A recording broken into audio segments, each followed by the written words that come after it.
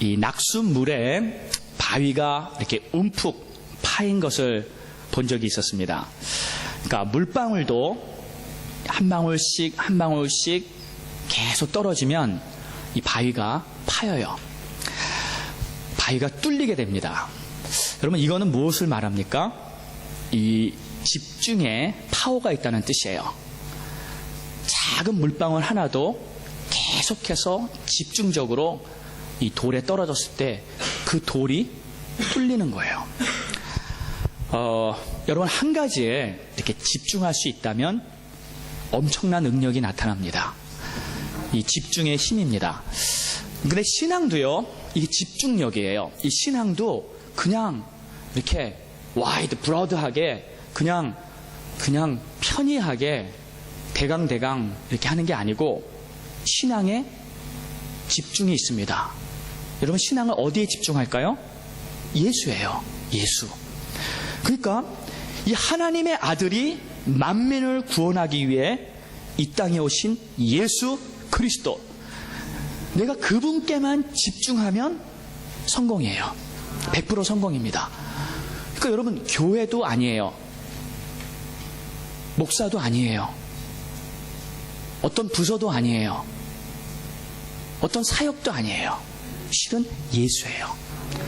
그렇다고 교회가 아무것도 아니고 목사가 아무것도 아니고 여러분이 사역하는 게 아무것도 아니라는 뜻이 아니고, 내가 하는 모든 궁극적인 목적이 예수, 그분을 섬기고 그분을 높이고 내가 그분의 뜻을 이루기 위해 한다면 그것이 올바른 이 길이라는 뜻입니다. 자, 우리가 오늘 예배드리는 이 순간도요, 목적은 딱 하나예요. 예수 그분의 이름을 높이는 거예요. 그분 앞에 감사하는 거예요.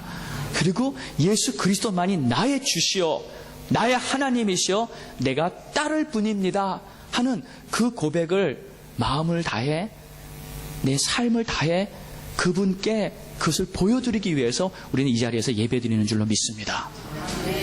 자, 오직 예수, 오직 예수예요. 그게 신앙의 목표입니다. 자, 근데 혹시 이런 질문을 할 수가 있어요. 목사님, 혹시 성령님이 더 중요하지 않으세요? 성령님. 지금은 성령 시대고요.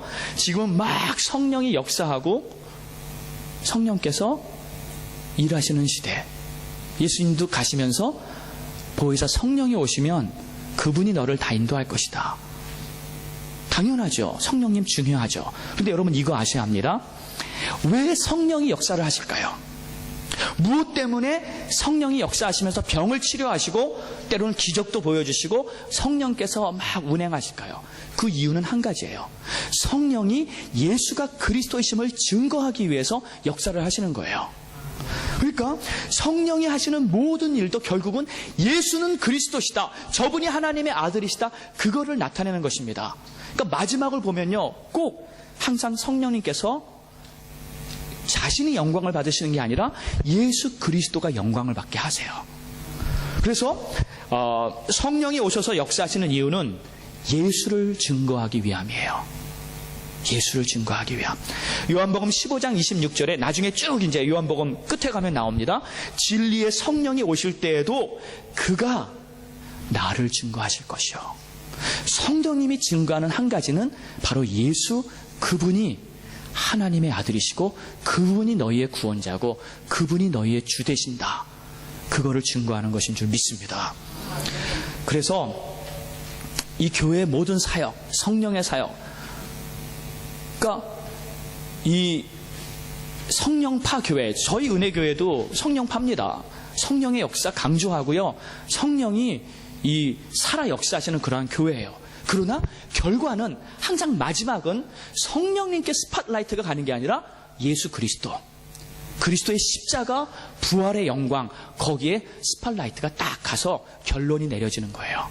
성령은 그분을 증거하기 위해서 이 땅에 오셨고요, 우리 안에 들어오신 것도 그리스도를 증거하기 위해서 우리 안에 들어오신 줄 믿습니다. 자, 빌립보서 2장에 결과적으로 모든 영광이 어떻게 나타나냐? 모든 무릎이 예수의 이름 앞에 꿇을 것이다. 아멘. 그리고 모든 입이 예수를 그리스도라 시인하게 될 것이다.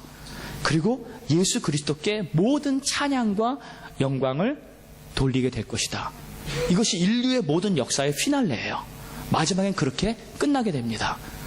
자, 그렇기 때문에 오늘 우리가 집중해야 될 것, 다시 한번 우리의 신앙, 우리의 생각, 모든 것을 좀 딱 재정리하면서 딱 집중해야 될 것은 오직 예수. 그분만이 나의 주시고 우리의 신앙이 그것을 붙잡고 나아가야 한다는 것, 이것을 붙잡으시기 바랍니다. 오직 예수입니다. 우리 옆에 분 한번 이렇게 인사할까요? 우리가 바라볼 한 분, 오직 예수입니다. 아멘. 아멘. 자, 오늘 말씀을 보니까 제가 보기에는 그래요. 엄청나게 멋진 분이 한 분 등장을 합니다. 누굴까요? 네, 세례 요한입니다.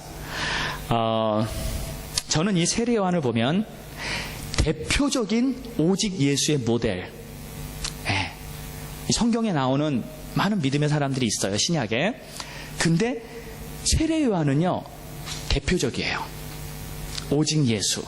그러니까 평생을 정말 예수만을 위해 살았던 사람입니다. 이분보다 더 오직 예수의 삶을 산 분은 없습니다. 왜요? 태어날 때부터, 심지어 태중에서도 예수님을 알아봤어요. 물론 성령의 역사였지만 태중에서도 예수님을 알아보고 성령 충만을 받으면서 그분의 삶이 전체가 태어날 때부터 죽을 때까지 예수 이름, 그분 한 분만을 위해서 살았던 인생. 그분의 온 삶이 예수님께만 집중돼서 오직 예수, 딴소리 한 적이 없어요. 오직 예수. 세례 요한입니다. 저는 그분을 이제 하나의 롤 모델 이렇게 딱 잡았고요. 그리고 오늘 이 세례 요한이 가졌던 영성이 우리 모두에게 함께 나눠지는 축복이 있기를 예수 이름으로 축원합니다. 자, 그럼 세례 요한에 대해서 조금 배워보겠습니다. 간단하게요. 세례 요한이 어떤 사람인가?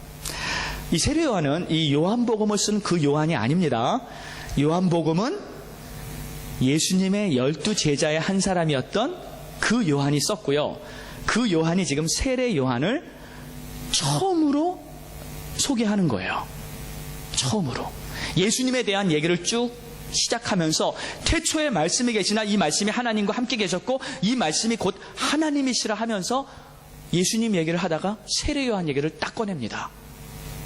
왜? 이 세례 요한은 예수님밖에 몰랐던 사람이에요. 인류 역사상 예수님밖에. 그래서 이 세례 요한을 소개하는데, 자, 출신. 이 세례 요한은 제사장 사가랴와 아내 엘리사벳 사이에서 태어났습니다. 그리고 족보로 보면 예수님과 사촌지간이에요. 그러니까 6개월 먼저 태어난 사촌형입니다. 네, 예수님의 사촌형이에요. 그래서 이 누가복음에 자세히 조금 나왔는데 이 세례 요한은 엄마 태중에 있을 때부터 성령을 충만하게 받고 예수님을 알아보고요. 이 엘리사벳과 마리아가 이 만나는 그 순간이 있었잖아요. 이 마리아가 신방 왔어요. 찾아왔어요. 그때 서로 애기들끼리 뱃속에서 알아보는 거예요. 대단합니다. 네, 그래서 이 아기 가졌을 때부터 이게 중요한 거예요. 네, 아기 가졌을 때 성령 충만 받으십시오. 아멘. 알아보고 그때부터 예수님을 알아보는 이 영성. 네, 대단하죠. 자, 그리고 특징이 있는데 이 세례 요한은 독특한 특징이 광야 사람이에요. 그러니까 모든 거 다 제껴놓고요. 네, 가족들, 집들 다 내려놓고 광야에 뛰쳐나가가지고 혼자 들판에서 빈들에서 그냥 혼자 사는 거예요. 마태복음 3장 4절에 이렇게 간단하게 설명하고 있습니다. 이 요한은 낙타 털 옷을 입고 허리에 가죽띠를 띠고 음식은 메뚜기와 석청이었더라. 그러니까 평범하게 살지 않고요. 아주 희한하게, 특별하게, 유별나게 그렇게 살았어요. 그리고 광야에 살면서 먹는 것도 입는 것도 다 이 세례 요한은 한마디로 광야표예요. 온 삶이 그냥 광야예요. 광야. 그의 모습 우리 충분히 상상할 수 있겠죠? 예. 그냥 덥수룩하고요. 뭐 좀 꾀재재하고요. 수염도 뭐 제대로 깎지도 못하고요. 그냥 어떻게 보면은 그냥 막 산적처럼, 예? 그러한 모습이었을 거예요.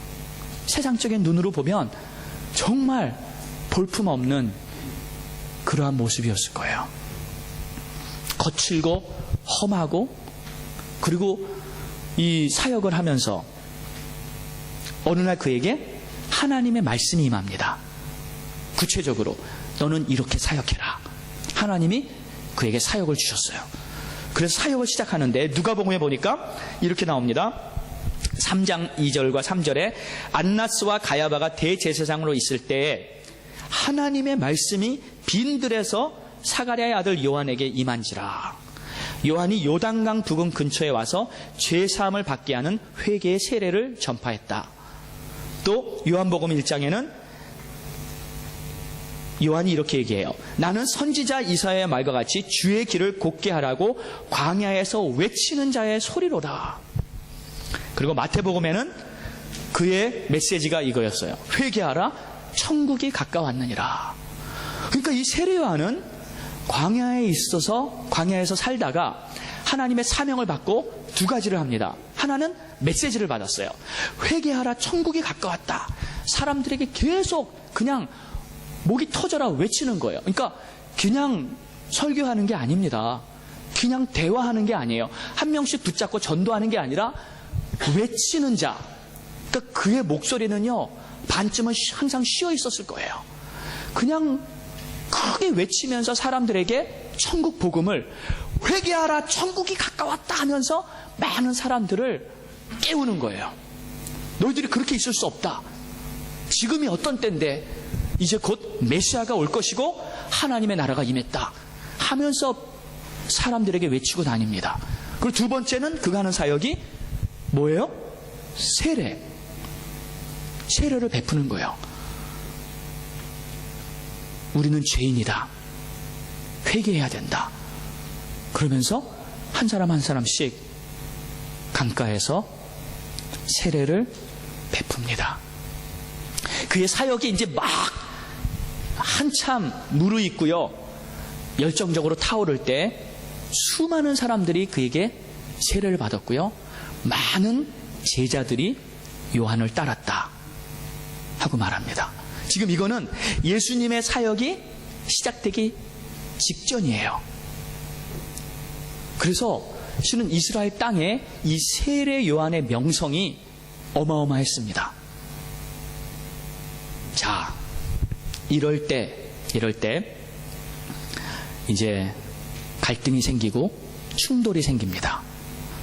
자, 그 내용이 오늘 본문의 내용이에요. 무슨 문제가 있었나? 이 세례 요한을 싫어하는 사람들이 있었어요. 오늘 본문은 19절에 이렇게 말합니다. 유대인들이 예루살렘에서 제사장들과 레위인들을 요한에게 보내어 내가 누구냐 물을 때 요한의 증언이 이러하리라. 그러니까 제사장들과 레위인들, 이들이 누굽니까? 영적 지도자들이에요. 그렇죠? 하나님을 섬기는 영적 지도자들, 주의 종들입니다. 그들이 세례 요한을 찾아왔어요. 왜? 지금 엄청난 일들이 지금 일어나고 있잖아요. 수많은 사람들이 세례 요한을 쫓아다니고요, 막 세례를 주고요, 막 이 하나님의 말씀을 막 전하고요. 이러니까 지금 온 나라가 이렇게 영적으로 어웨이커닝, 깨어나고 있는 거예요. 그러니까 그 모습을 보고 이 주의 종들, 정말 성전에서 하나님을 섬기는 이 제사장들과 레위인들이 좀 알아야 되잖아요. 도대체 세례 요한이 누군가. 그래서 찾아온 거예요. 그런데 그들 마음 한편에 요한을 반기고 좋아하는 마음보다는 실은 어떻게 보면 의심이나 시기 질투가 더 많았던 것 같아요. 예. 이제 그 내용을 쭉 보면 이제 압니다. 그들이 세례요한을 찾아와서 묻습니다. 너 도대체 누구냐? 너 도대체 누구냐? 그러니까 보기에는 어떻습니까? 이상하잖아요. 에? 광야에 살고요. 그리고 사람들을 큰 무리를 끌고 다니면서 세례를 주고요. 너 누구냐? 정체를 밝혀라. 정체를 밝혀라. 그렇게 물었을 때 요한이 대답합니다. 20절이에요. 나는 그리스도가 아니다. 그러니까 그들이 또 묻습니다. 그러면 너가 누구냐? 내가 엘리야냐? 실은 그 당시에 예언에 보면 엘리야의 심령으로 다시 오는 자가 있다 그랬어요. 그럼 너가 그냐? 엘리야냐? 요한이 말합니다. 아니다. 나 엘리야 아니다. 그러면 너가 그 선지자냐? 선지자도 아니다. 그럼 뭐냐? 도대체 너는 누구냐예요? 도대체 너 누구냐? 너 그리스도도 아니고 메시아도 아니고 선지자도 아니고 엘리야, 너 아무것도 아니네. 너 누구냐? 그러니까 그들의 질문이 이거예요. 너 아무것도 아닌데 도대체 왜 이러고 다니냐? 왜 세례를 주느냐? 그런데 여러분, 이들이 이렇게 세례 요한한테 와서 질문하고 한 번쯤 세례 요한하고 충돌할 만한 실은 이렇게 근거는 있잖아요. 이유는 있습니다. 왜요? 그들은 영적 지도자들이에요. 그렇죠? 그리고 하나님을 섬기는 종들이에요. 그런데 실은 지금 뭔가 큰 변화가 일어나고 있어요. 어떤 변화냐면 이전까지는 여러분 사람들이 어떻게 했습니까? 어디로 모였어요? 성전에 모입니다. 성전에 모여서 양을 잡고 비둘기를 잡고 속죄제를 드리면서 그들의 죄를 회개하고 하나님께 나왔어요. 그들이 문제가 있을 때는 제사장을 찾아왔어요. 그리고 속죄제를 드리면서 죄를 회개했습니다. 그런데 성전엔 나오지 않고 갑자기 들판을 돌아다니고요. 요단강가에 가면서 세례 요한한테 죄를 회개하는 거예요. 세례 요한한테 죄사함을 받는 거예요. 그러니까 갑자기 변화가 생기는 거예요. 성전에 나와야 할 사람들이 강가로 가고 있어요. 그리고 제사를 드리면서 회개하지 않고 세례를 받으면서 회개합니다. 여러분, 세례라는 건요, 전혀 들어보지도 생각도 해보지도 않았던 거예요. 성경에는 세례가 없습니다. 근데 세례 요한이 갑자기 하나님의 말씀을 받고 회개하라. 그리고 세례를 주기 시작하는 거예요. 전혀 모르는 새로운 것을 보는 이 제사장과 레위인의 입장에서는 조금 마음이 불편한 것은 아마 당연했을 거예요. 그러나 내가 모른다고, 그것이 새롭다고, 내가 전혀 상상할 수 없는 것이라고, 그게 중요한 게 아니라 하나님은 내가 모르는 것도 새로운 것을 시작하시는 분이라는 것을 받아들여야 합니다. 아멘. 내가 전혀 몰라요. 그래도 하나님은 새로운 것을 시작하시는 분이에요. 시대가 바뀌는 거예요. 전혀 몰랐던 것을 하나님이 새롭게 시작하는 그 시대가 온 것입니다. 그래서 여러분, 우리도 마찬가지예요. 때론 내가 모른다고, 내가 이해 안 간다고 하나님의 일을 막을 수는 없습니다. 세례라는 건 그들이 전혀 들어보지 못하고 완전히 생소한 거였지만, 또 요한을 봐도 진짜 이상하게 생긴 사람이 이상하게 사역하고 있지만, 그래도 하나님이 그에게 사명을 주셔서 그 일을 시작한 것이라면 그 일은 계속해서 진행될 것입니다. 자, 그래서 막상 이 요한을 만나서 물어보니까, 질문해 보니까 그리스도도 아니요, 엘리야도 아니요, 선지자도 아니요, 아무것도 아닌 거예요. 그 사람은 정말 노바리, 아무것도 아닌 사람이에요.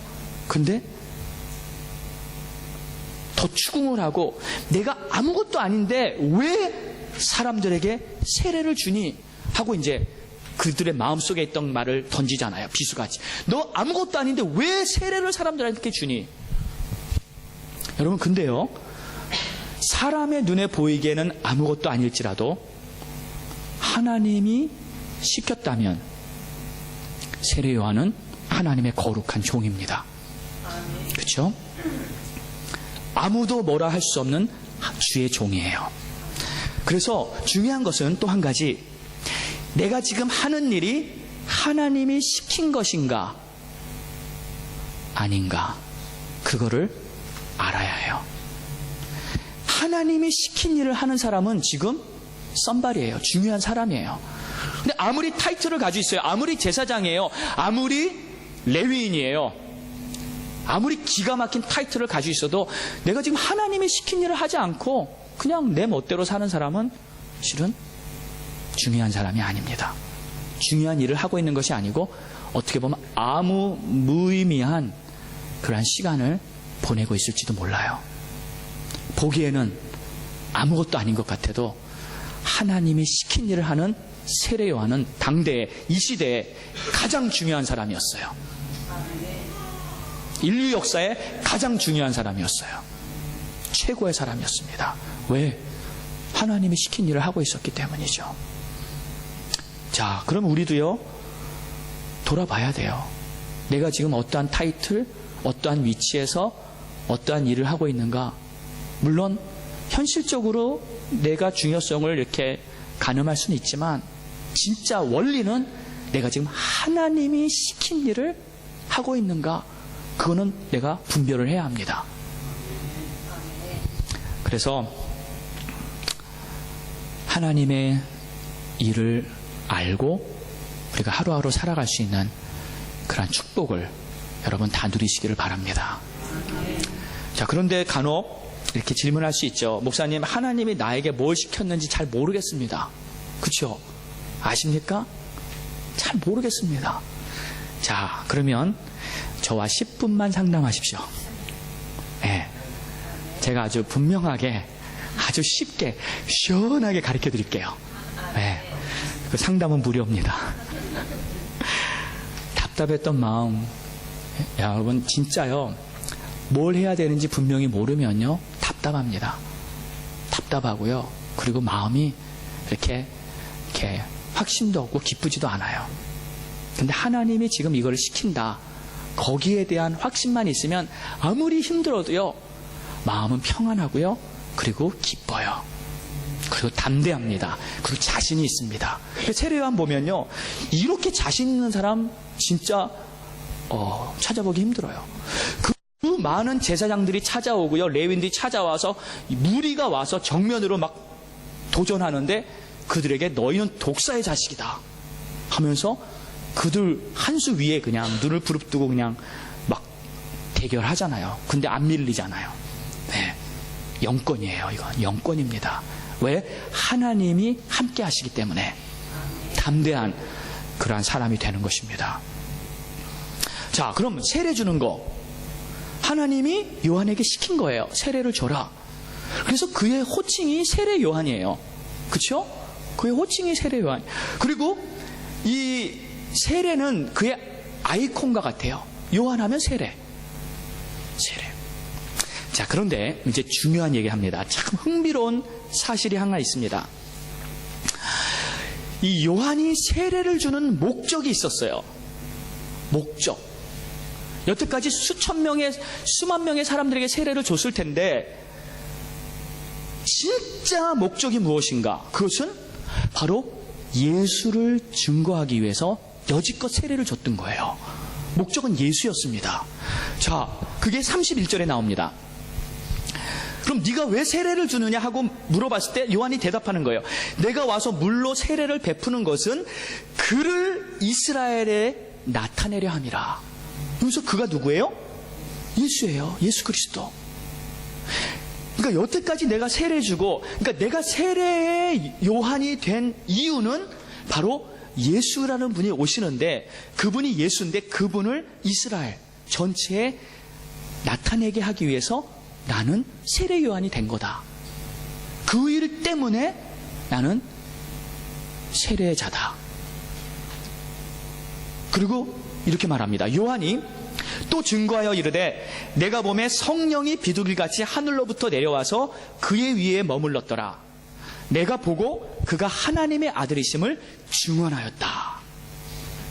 그러니까 세례 요한이 이제 결국 예수님을 세례 줍니다. 그러니까 세례 요한은 예수님을 세례 주기 위해 오신 거예요. 그 예수님을 세례 줄 때 하나님이 증거를 하십니다. 이는 내 사랑하는 아들이다. 이는 하나님의 어린 양이다. 모든 인류의 죄를 위해서 죄를 담당하고 인류를 구원할 구세주다 하는 그 메시지를 하늘에서 분명히 받고요, 많은 사람들에게, 이스라엘에게 알리는 그 역할을 하기 위해서 세례 요한이 온 거예요. 네. 그러니까 세례 요한은 예수님을 세례 주기 위해 오신 것이고, 그런데 예수님을 세례 주면서 또 한 가지 이런 말을 합니다. 이분이, 나는 이때까지 물로 세례를 줬지만 이분은 성령으로 세례를 줄 뿐이다. 자, 그럼 뭐예요? 이게 굉장히 중요한 겁니다. 이 세례라는 것이 새로 시작됐어요. 이전에 없었던, 여태까지 들어보지도 미처 생각지도 못했던 이 세례라는 것이 갑자기 예수님 시대에 이 세례 요한이 시작을 했는데, 결국 이 세례는 왜 시작됐나? 예수님이 성령으로 세례를 준 분이라는 것을 시작하게 알게 하기 위해서 이 세례라는 것이 시작된 것입니다. 자, 그럼 보세요. 교회 나왔어요. 하나님을 이렇게 믿기 시작했어요. 이제 신앙을 갖기 원합니다. 그러면 예수님을 아는 거예요. 예수님을 믿는 거예요. 그러면 결국 예수님이 주시는 성령 세례를 받는 것이 여러분 목적이에요. 예수님이 성령 세례를 주시는데 그 성령 세례를 받지 못하면 신은 아직 예수님의 사람이 아니에요. 하나님의 자녀가 아니에요. 그게 이제 3장에 나옵니다. 그러니까 처음에 시작하면서부터 이 성령 세례라는 것은 엄청 중요한 것이고, 이것이 바로 나의 정체성을, 나의 아이덴티티를 바꾸는 거예요. 이전까지는 내가 세상에 그냥 평범한 자유인이었어요. 세상 사람이었어요. 근데 예수를 믿고 나면 성령을 받고 성령 세례를 받고 이제 하나님의 사람으로 거듭나게 되는 줄을 믿습니다. 이게 다시 태어나는 거예요. 우리가 엄마의 뱃속에서 실제적으로 태어나듯이 영적으로도 다시 거듭 태어나야 하나님의 사람이 되는 겁니다. 자, 이 메시지를 주기 위해서 실은 세례 요한은 이 물밑 작업, 그러니까 미리 그 준비를 쫙 하는 거예요. 그 준비를 하라고 하나님이 보낸 사람이 바로 세례 요한입니다. 그러니까 세례 요한 다른 거 없어요. 태어나면서부터, 모태에 있을 때부터 예수님을 알아보고요, 예수님을 위해서 예수님이 그의 삶의 전부였어요. 태어날 때부터 죽을 때까지. 세례 요한은 예수님을 세례 주기 위해서 세례를 시작했고요, 결국 모든 사역이 예수님 때문에 하는 거였고, 예수님을 위해서 하는 거였고, 그의 삶 전체가 오직 예수의 삶이었습니다. 그런데 여기 놀라운 말이 있습니다. 이런 요한을 보고 성경에서 뭐라고 하는지 아세요? 여자가 낳은 자 중에 세례 요한보다 큰 자가 일어남이 없도다. 왜 이런 말을 할 수 있을까요? 그 마음에 있는, 그의 삶에 나타난 오직 예수의 신앙 때문에 성경에서는 그가 여자가 난 자 중에, 그러니까 모든 인류를 말하는 겁니다. 그가 가장 큰 자, 최고의 사람이라는 거예요. 자, 우리는 어떻습니까 지금? 여러분의 마음, 여러분의 삶에 예수는 얼마큼입니까? 여러분은 얼마나 오직 예수, 그 믿음을 가지고 하나님을 바라보고 계십니까? 오늘 우리가 다시 한번 이 말씀을 우리의 마음에 새기면서 주여, 내가 다시 한번 주님께 집중하겠습니다. 오직 예수, 주님 붙잡고 내가 정말 전심으로 달려갈 수 있는 그런 믿음의 사람이 되기 원합니다. 이러한 고백이 우리가 주님께 드려줄 수 있기를 예수의 이름으로 축원합니다. 기도하겠습니다. 다 같이 눈을 감으세요. 하나님, 오늘 우리가 주님 앞에 나와 예배하는 이 시간, 다시 한번 내 마음속에 예수가 얼마나 차 있는지, 내가 얼만큼 오직 예수의 신앙을 붙들고 살고 있는지 돌아보기 원합니다. 내가 무엇 때문에 교회를 나오고, 내가 무엇 때문에 교회에서 봉사를 하고, 내가 무엇 때문에 기도하고, 무엇 때문에 사역을 하는지 나를 구원하시고 모든 사람들에게 하나님의 사랑을 증거하기 위해 이 땅에 오신 나의 구원자 예수 그리스도, 그분만을 위해, 진정 그분만을 위해 살 수 있는 우리가 되기 원합니다. 우리 이런 마음 가지고 다 같이 한번 통성으로 기도하겠습니다. 할렐루야. 하나님 감사합니다. 할렐루야. 하나님, 우리에게